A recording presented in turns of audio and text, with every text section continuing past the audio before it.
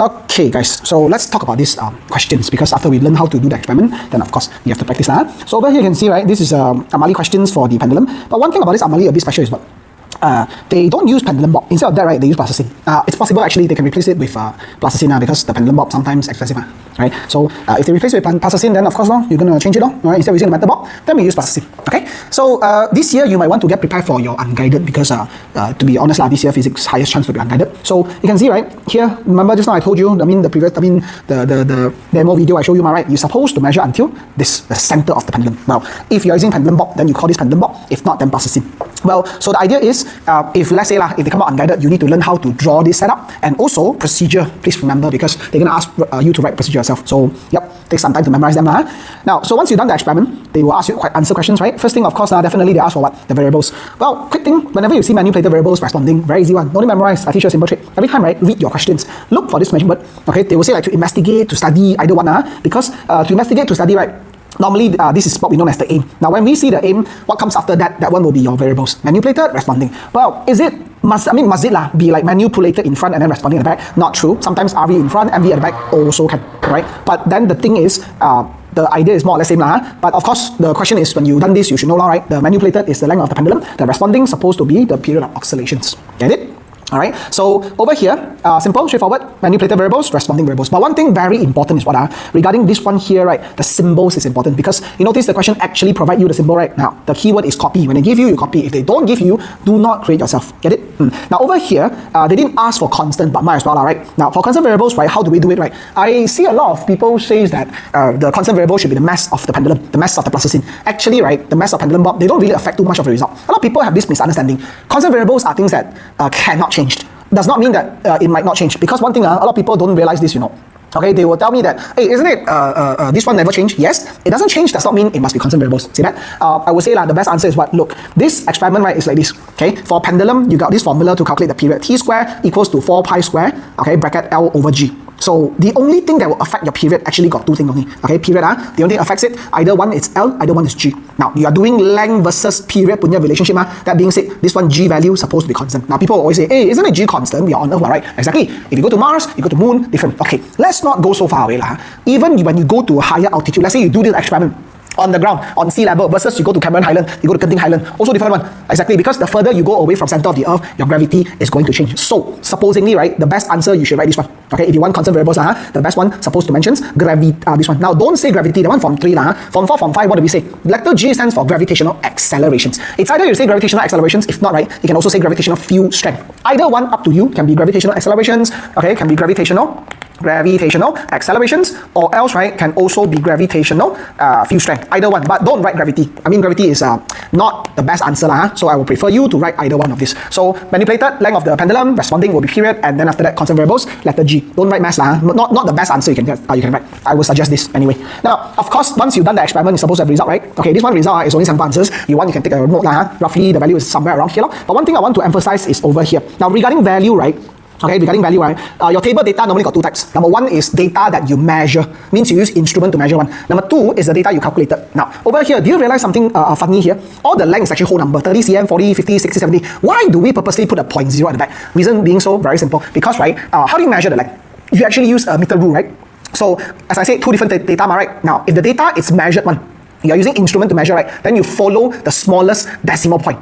Smallest division. Ruler, smallest they measure 0.1 cm. That means you're supposed to put 1 decimal point. You see that? Now, even you get whole number, then put 1 decimal point, 1 decimal point. Entire column should be consistent, meaning that entire column, right, supposed to have 1 decimal point. Now, for this one, right, the time taken for 10 oscillation, you actually measure it, right? Now, this is the thing I want to emphasize. Now, when we measure the time taken for 10 oscillation, either we use the digital stopwatch, this one, okay? If not, we will use the analog one. Now, what's the difference, right? Analog is the old style version. I show you a simple diagram. Analog, right, supposed to look something like this, right? This one, I think most of you seen before. Most of the school has it, right? The difference is what? If you look at this, you will notice, right? Over here, what happened is that you will notice every seconds, right? Like from 0 to 1 second, 1 second to 2 seconds, there's only 5 divisions, meaning that the smallest division they measure is 0.2 seconds, which means 1 decimal. Exactly. If you are using this, then supposedly the time taken for 10 oscillation, right, should be 1 decimal point. Now, if you are doing this one, digital one, right, you probably will notice one thing is that the number they show, the back part, you will see 2 decimal point. See that? Now, if you're using digital one, I think likely you're using this, likely you're using this. Digital one, right, then 2 decimal point. So here's the thing, by right, you're not supposed to get 3 decimal point here. Supposingly, I'm cheating a bit, this one I round off a bit. Okay, no. When you measure your stopwatch, you're supposed to be just 2 decimal points. So this one 0.8. I round it off, so to make it more accurate, this one 7.9. Now, here, even you get 0.3, right, write 30. The idea of consistency means they must have the same decimal point. 2 means everybody 2. Okay, this one also I round off a bit, 667, then it become round up, we get 7 here, and then 92, 923, then 92 So stopwatch, digital, 2 decimal, analog, 1 decimal point. Clear? Moving on. Now, next, this one is the period for oscillations. You are actually calculated one, because whatever you measured is the 10 oscillations. So you're supposed to calculate divide by 10. Now, the moment you use calculator, then everybody 3 decimal point. So data got 2 types, right? Using measuring instruments, right? Follow the instruments. If you calculate using calculator, then 3 decimal point. So here 3 decimal point. This one also 3 decimal point. T square. You take the t and then you square it. Simple. Okay. Now then, of course, the thing is, try to use this set of value to draw Usually they will ask you draw t square against L. Now, for pendulum graph, right? When you draw t square against L, supposedly, right, you should get a directly proportional graph. Now, a lot of people always ask me, must I start at 0 for every graph? Not true, but you must always touch the y-axis. Well, sometimes you get graph that is like this, totally fine. But then the thing is what, for this experiment, right, pendulum experiment, you're supposed to get something like this, meaning start from 0 all the way up, okay? T square against L, T square against L. Some people, they will tell me, hey, I can't get this though, no matter how hard I try. I always get the one touching Y. I don't touch it, I don't touch origin, okay? I get something that look like this. Now, what is the reason of doing so? What was the reason of that, right? Normally, people have this, because why, Here, notice the length start from 30 cm and then all the way to 70, right? So what they did was, okay, they go from 0 here, straight away, right, they go to 30 cm, and then after that 40, and then 50. You are not supposed to do this. No. Now, when we decide our scale, supposed to be uniform scale. What's the meaning of the word uniform? Constant. You want to make sure the spacing, right, should be same. Meaning what? If you decided this one, 0, first column, 30, then the next column here supposed to be 60, and then 90. That's the meaning of consistency. I'm sorry, uniform scale. Now, of course, not good. Whenever we decide scale, try to use nice number. When I say nice number, simple, use multiple of 1, 2, and 5. Multiple, meaning that 10, 20, 50 also can, 0.1, 0.2, 0.5 also can. So by right, you should put like 10, and then 20, and then 30, and then go on. This means by constant. Of course, you say, but I don't have value for 10 and 20 though. Then it's okay. Your graph will start here, and then you pull to 0. Get it? So by right, T square against L, you are supposed to get a directly proportional graph. So your final answer, T square is directly proportional to L. Don't just write directly proportional, write the whole thing. Okay? Now, what's the difference between directly proportional and increases linearly? People always ask one. Directly proportional, you start from 0 straight up. Increases linearly, you don't start from 0 up, straight line also. So this one, directly proportional. Okay? This one, then increases linearly. All good? Now, when you have the point plotted, you want to draw the best fit line, am I right? So speaking of best fit line, the best, of course, you can link up all the 5 points is the best. But then, of course, right, experiment normally don't have this such a nice thing. Then how there? Well, you always link up what number? Meaning you kena 5, if not then kena 3. Why? Now, 5 is of course the best case scenario. 1, 2, 3, 4, 5 like this. Right now, if you don't get 5, don't hit 4. Try to aim 3. Why? Because once you aim, okay, when you get 3, right, you have 2 more that is not on the graph, right? Shift your best fit line until they space out both, as in like 1 point on top, 1 point at the bottom. Then you should be good. And make sure one thing, the point that did not kena, right, you adjust your best fit line until the point where they are equally spaced out, same distance. You don't want something like this. One space out very far away, one go, that's not good. So supposingly, should be something like this, space out equally. If not, then you slightly adjust the number a bit, you get what I mean? Yes, if you could, this is the best. Get it? If not, then 3. If not, then 3. Okay? Now, this one, you cannot get it because why? This one, I cannot show you, depends on graph. Now, they ask you to find the value for t when the length is 80 cm. Now, this is the moment people get a bit confused. Why? Because if you look at your statement, if you look at data, right, the length until 70 cm only, then you say, hey, I don't have 80 cm though. How? My graph is until here, what? Right? Your 70 cm, your line supposed to be somewhere around here and then stop. Can go slightly over a bit, but then normally people stop here, can go slightly over, but we don't do this, right? Then how? By right, here it's only 70. I wanted 80, then how? Now this is when you learn a skill called extrapolate. Meaning what? Now you go to, what you do, you base on the original graph shape, right? You extend the graph, dotted line. Whatever graph you extended, use dotted line. Okay? And then all the way down here until you see 80 cm. You can go slightly further out, totally fine. But one thing, don't draw the whole thing, only from here based on the graph, extend some more. A bit more will do, no need to extend all the way. And then once your graph touches, also here, dotted. Alright, from here, you go over, of course, black color, all the drawing is pencil, okay? And then get to your answer. So if they ever ask you for these situations, right, then what you need to do, right, extend your graph and you go to 80, go up and you get your answer. Now, this one, not done yet. This question actually tricky one. You know why? What they're asking for, value for t. Yes. Now, whatever you found, do you realize the issue here? It's actually t square, am I right? That's how they trick you. So this question here, I want you to learn 2 skills. For this question, quite special. Number 1, the graph is not there. What do? Extrapolate, make it longer. Second, once you got the number, not done yet, because why? Whatever you found, that's t square. you wanted t. You see that or not? So let's say roughly number, let's say you found 16 here. So do we write t equals 16? No, because why? If t squared equals to 16, what's the value for t? You're supposed to square root whatever you found. Of course, I give nice number, easy to calculate, but you based on your graph. This answer not fixed one. This one based on your graph. You extend your graph, 80 cm there, go up, you touch, and you see what's the number you get. And then remember to square root because it's t. So this one, if I square root, I get 4. So your final answer, suppose equals to 4 seconds. Now, typical thing, you lose smart, so be extra careful. Small little things that they trap you. So if your graph is not there, extrapolate. And then once you get that, remember you are having a t square. Okay, you are calculating a t square, not t. So whatever your graph shows you, not the final answer yet. Understand what I mean, right? So that's the trick. All good? Now, moving on some more. Next thing you calculate gradient. Now, gradient again is going to be different because it depends on your graph, right? Now, gradient, 3 things to pay attention to. Number 1, you need to choose point, right? Must I choose my own point? No, you can choose any point as long as it's on the line. Now, what do I mean by that? For example, let's say this is your graph. Okay, let's say this is your graph. T square against L, right? Okay, and then just let's say you don't get all 5 points on your graph. You only get 1, 2, and then 3. The other 2 more, one is on top, one is at the bottom. Can I use my own point? Yes, of course you do. But then, right, you need to make sure the point you selected must be on the line, as in here. Now, here, this is your own result also, right? This one also own result, right? Cannot use. Why? Because this 2 point is not on the line. Now, of course, must I use my own point? No, you can choose any point as long as the point is on the line. Okay, now the 2 point you selected as far as possible. Some people always ask, then can I choose here since we are starting from 0, 0? Theoretically, yes, but you need to understand one thing. The point you've chosen, right, you're supposed to draw a triangle with it. So like dotted line. So a bit hard to see if you start from 0, 0. So I would suggest you find one point nearby your 0. You can choose your own point, own result, of course, right? And then another point also, this one. Must I choose my own point? No, you can choose anywhere. Maybe you feel like, hey, this one nicer though. This one should give me like a whole number. Then you take any point as long as they are on the line. You can choose your own result. You can choose whatever you want. And then based on the 2 point you selected, right, dotted line over, can be solid dotted also, actually this triangle, but I will suggest dotted line. So dotted line over, form a triangle. Now, this is a triangle, right? Must label this 90 degree. They minus 1. Triangle as big as possible. Minimum size, right? 4 by 4. 4 unit, not 4 cm, 1 unit is 2 cm. So that's why you can do any numbers, but minimum is 4 by 4. Can be 5 by 6, 7 by 8, 7 by 4. Any number, as long as both sides, right? The number of unit is 4 or more. Simple. Okay, now I got no graph, so I need to cheating a bit. What I'm going to do, very simple. I use my own value here, I found. Because my one is on the line, right? Now, t square, 30 cm is 1.227, and then 70 cm is 2.864. Okay, so over here, let's say this one, let's imagine this one is 70 cm. So it's always a good habit to label the coordinates. They don't minus mark if you don't do so. They don't give you marks if you do so. It's just a good habit to label the coordinates. But never show your working here. Never show your working on the graph. You show it on the test paper. You understand what I mean, right? So over here, the length is gonna be this one, 70 cm, and then the time taken is 2.864. 2.864. After that, this one 30 cm, and then after that, the time taken square 1.227. 1.227. All good. So once I found the point, what happened next? I put the value inside, I get answers. y2, y1 minus, and then x2, x1 minus, and divide them. Okay. You must I use my own result? No, depends. But I got no graph, I'm cheating a bit. So that's my answer. Okay. y2 minus y1 divided by x2 minus x1. Now, checklist for gradient, 3 things to do. Number 1, draw triangle. The bigger the better. Number 2, calculate answer, of course. And finally, right, one thing very important here is that you're supposed to show your unit. Now, you probably notice one thing here.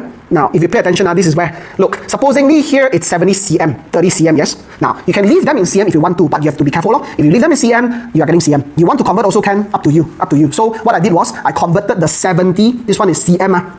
Okay, this one cm, right? I converted the 70 and 30 cm become meter. So it's 0.7 meter, 0.3 meter. So when I divide them, I get this. So here's the thing. Final unit depends on what you put inside. If you decided to put cm here, this one is second square. So your final unit is supposed to be second cm minus 1. If you decided to convert this become meter, right?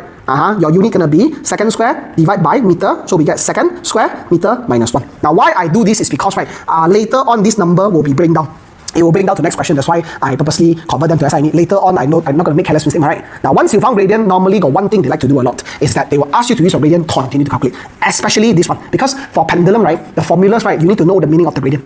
Okay, but so far so good. Now, gradient, 3 things to pay attention to. Always remember, choose the point on the line. Must I use my own result? Not true. Choose any point you want as long as they're on the line. The further the better, because why? When your point are further, your triangle is bigger. Minimum size 4 by 4. Once you selected the value, right, substitute inside, calculate answers, and then finally remember, unit must write. Gradient unit is never fixed one. That's why they give marks for that. So this one very simple also lah. When we say gradient, right, it's basically y divided by x ma. So you take the unit for y-axis t square, second square, and then unit for x-axis length. That's why the meter. When you divide them, you get answer. Alright, next one, using formula t square. Now this is the one I said just now, pendulum, right? The official formula actually look like this. T square equals to 4 pi square bracket L over G, right? Now, and then they say what? Using the formula for this and the value for gradient, calculate value for G. calculate value for G. Now, what they want, right, is over here. Now, this is when people ask, hey, I thought G is fixed 1, I thought gravity is supposed to be 9.81, isn't it? That's theoretical value. You know it's not going to be in real life, you're getting same answers, you got efficiency. Or the thing that is causing your result to be different one. So, you will not get exactly same value, that's why you have to calculate.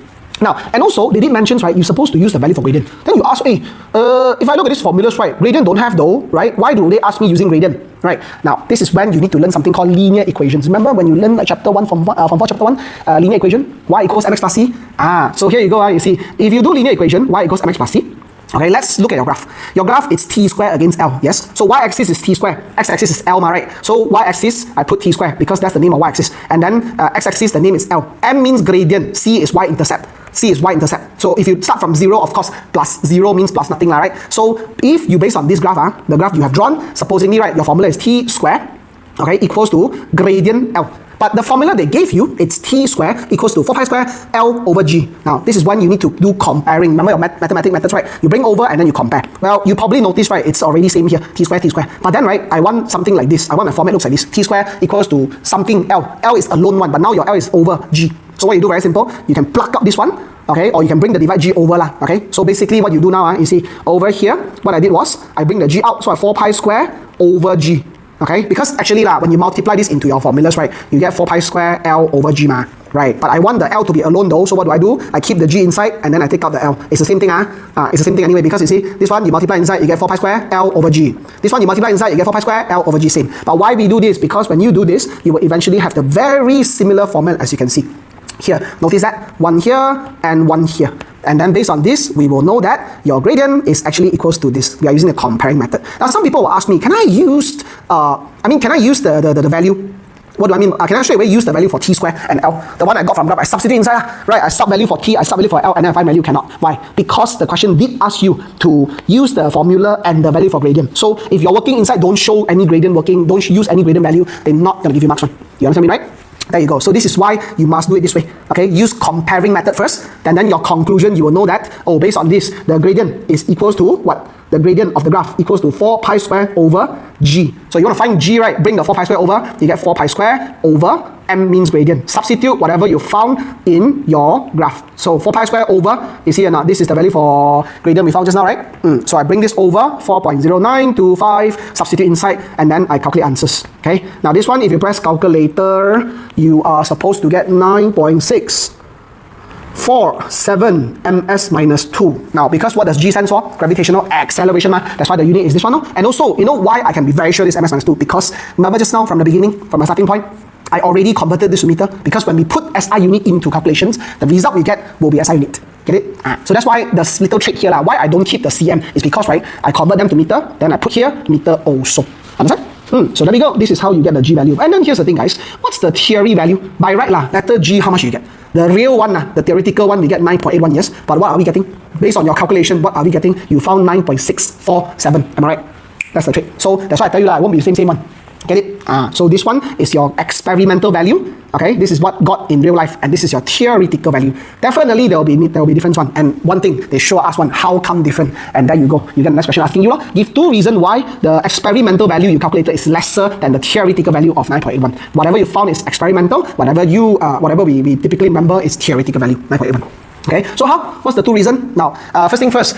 What's the thing about theory and experimental? Real life, we got a lot of factors, and then theory, we tend to ignore all of them. One thing, typically what happened, right? They like to ignore this thing, frictions.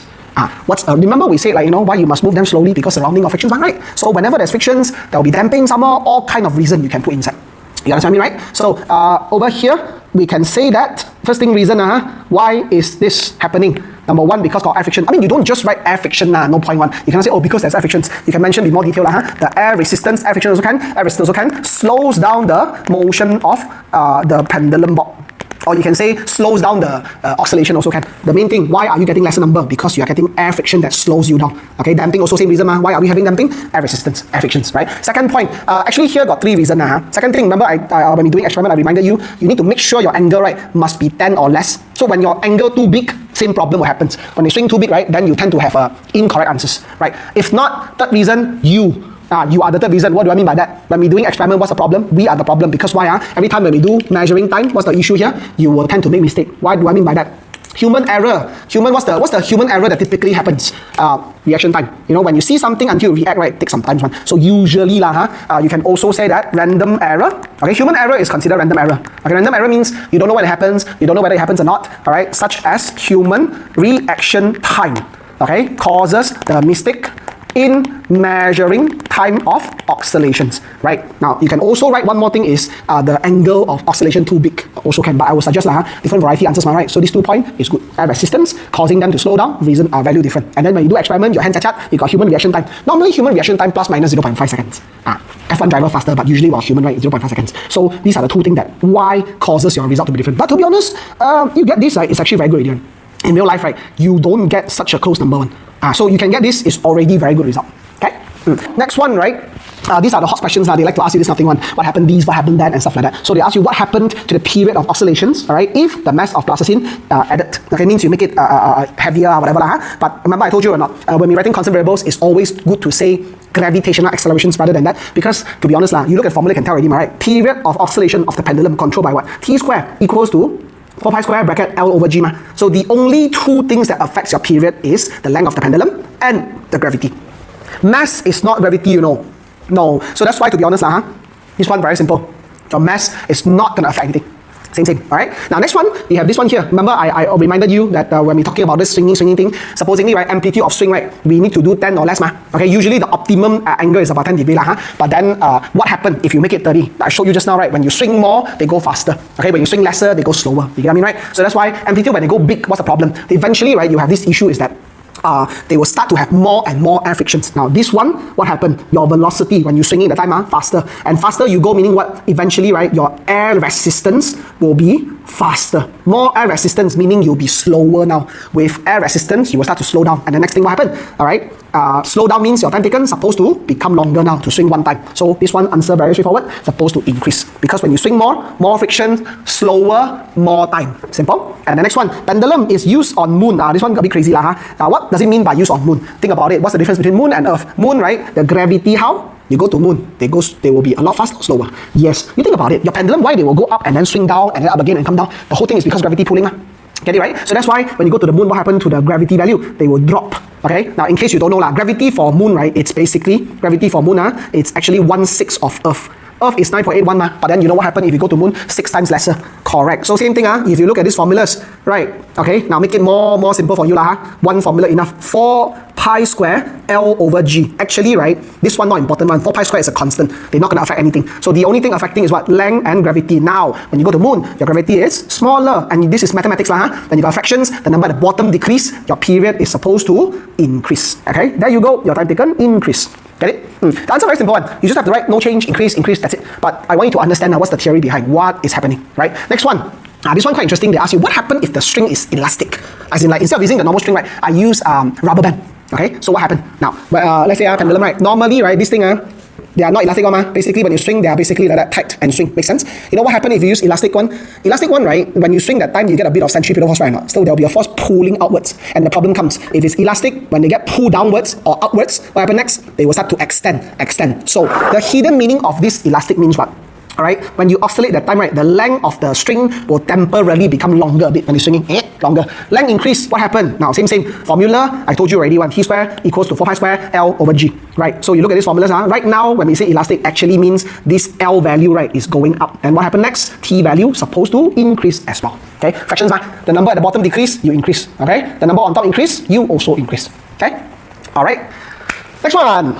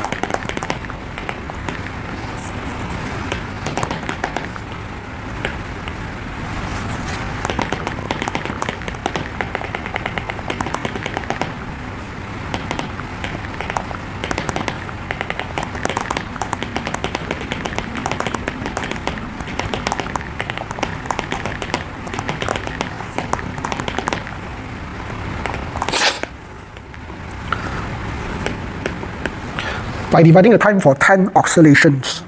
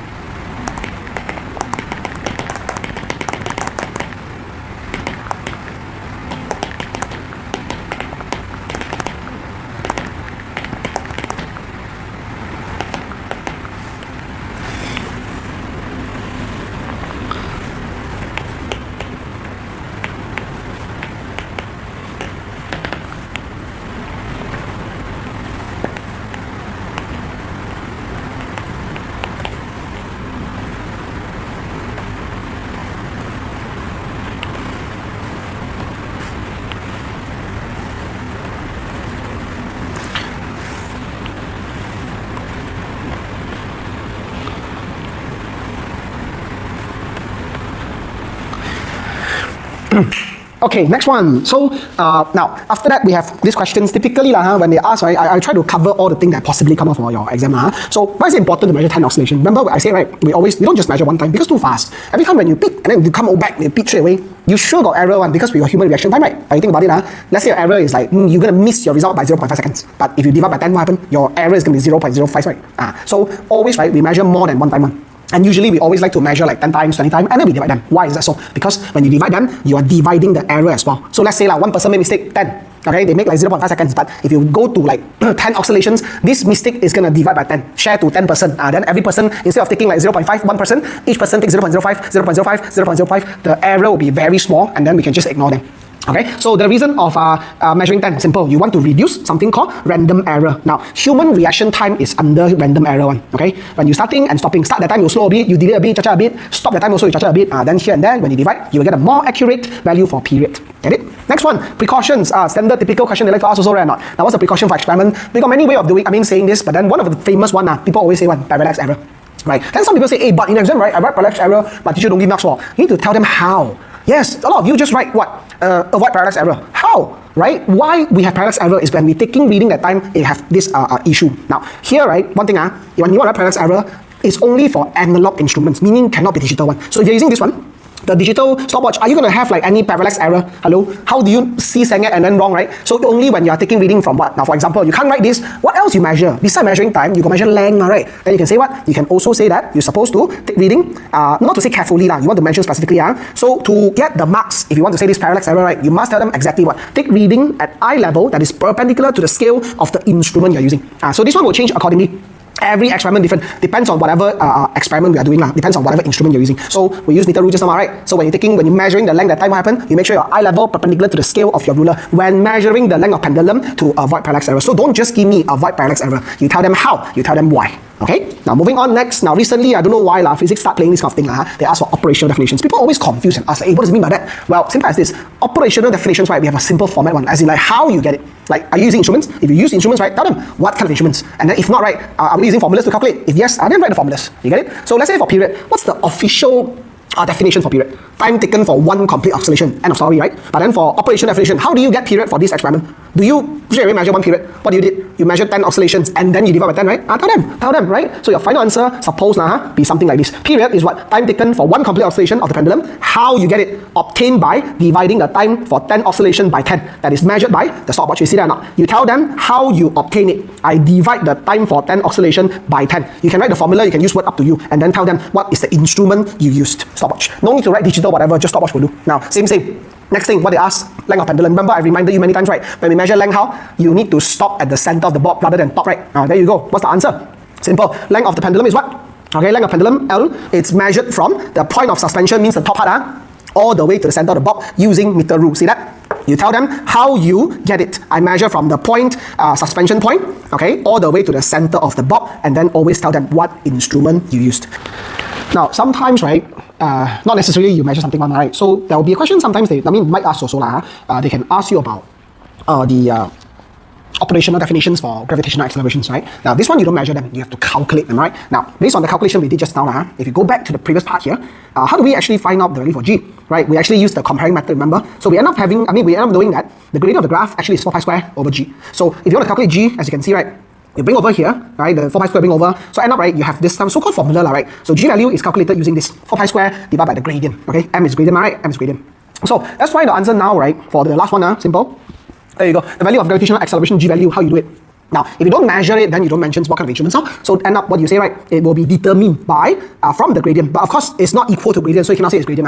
Gradient of the graph, must remember, tell them what graph is that, t squared against L, using the equation. Now, then you have to write them now, because remember, right, as I say, right, operational definition means you must tell them how you do it, how you get it. If you have instruments, mention instruments. If you don't have it, simple, you just tell them the formulas. So for this one, right, supposedly your formula is what? G equals to 4 pi square divided by gradient. Now, of course, it will be best if you write the gradient. There you go. So for this, as you can see, the whole thing, right, basically, all the thing they could possibly ask you about pendulum, I cover one by one. So that's why you can see the video a bit longer. Now, that's all I need to mention about this video. And I hope you all can get good marks for your Amali paper. Okay? All the best. If you like this video, right, give me a like and feel free to share to your friends. I will see you next time. Bye-bye.